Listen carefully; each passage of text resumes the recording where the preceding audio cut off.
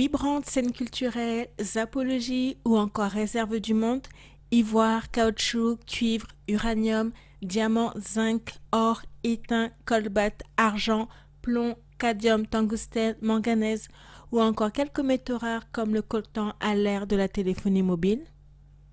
Je parlerai ici d'un autre aspect de la République démocratique du Congo, appelé plus simplement RDC, ancien Congo belge, ex-Zaïre. En dépit de l'actualité de la RDC, je trouve important de parler de l'aspect art et culturel de ce pays. Plusieurs études et recherches ont été faites à ce sujet.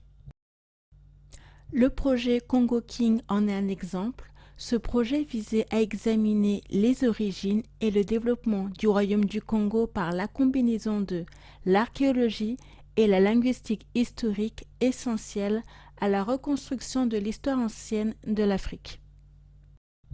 Par le passé, des objets d'une qualité décorative remarquable ont été réalisés et témoignent de l'esthétique et de l'importance de la création artistique à cette époque.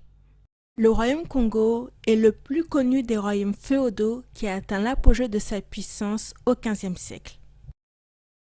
L'histoire de ce royaume est ainsi connue grâce à des archives telles que des chroniques, des relations de voyage, des lettres pastorales ou diplomatiques. Ainsi, à la fin du XVe siècle, les premiers artefacts et objets d'art des royaumes Congo et Luango arrivent au Portugal. À Rome, en 1591, le patricien vénitien Filippo Pigafetta, qui publie le livre des voyages de Lopez, sous la traduction française Description du royaume du Congo et des contrées environnantes, attire l'attention sur les tissus, les armes et autres objets confectionnés par les habitants. Le royaume du Congo apparaît également dans l'ouvrage d'Olfer Dapper en 1686, puis publié en néerlandais en 1668 à Amsterdam. Les royaumes du Congo, mais également de Kakongo, de Soyo, de Luango et de Makoko y sont décrits en insistant sur les relations économiques, commerciales, artistiques, symboliques et culturelles. Ainsi, l'histoire du Congo n'a pas commencé dans les années 1870 à l'arrivée de Stanley, mais bien avant.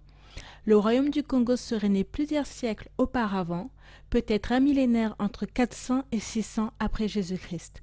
C'est un royaume à cheval sur le Gabon, les deux Congos et l'Angola, et qui est divisé en 6 États, Soyo, Bemba, Pemba, Bata, Fongo, Insundi, avec une économie agricole, artisanale et minière.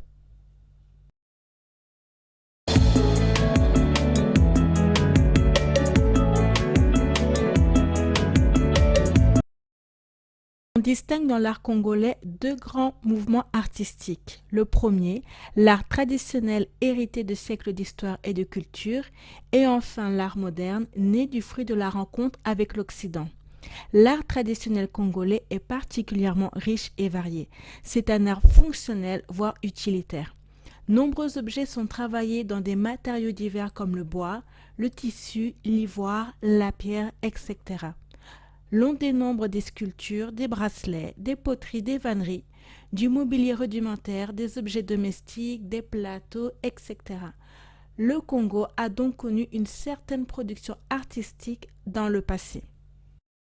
On distingue ainsi 6 provinces artistiques, à savoir la province du Bas-Congo, comprenant les arts Congo et Teke, la province Kwango-Kwilu, comprenant les arts Yaka, Suku, Olo et Pende, la province Kasaï occidentale englobant les arts Kuba, Dengese et Lulwa, la province des Luba, la province des Songhay, la province des Lega Chabunda. La population congolaise est composée d'une multitude d'ethnies. Il serait assez long de donner un aperçu complet, mais quelques ethnies et provinces seront abordées dans cette vidéo. Il faut savoir que, cependant, il reste très peu de pièces sur le sol congolais, car bon nombre de pièces de valeur ont été transférées pendant la colonisation au Musée royal de l'Afrique centrale de Tervuren en Belgique. De plus, au premier contact avec les Européens, des pièces ont été brûlées. Après cela, Après l'indépendance, d'importantes collections ont été emportées hors du pays et malheureusement d'autres pièces ont également disparu pendant les guerres tribales, victimes également des attaques du climat et des insectes.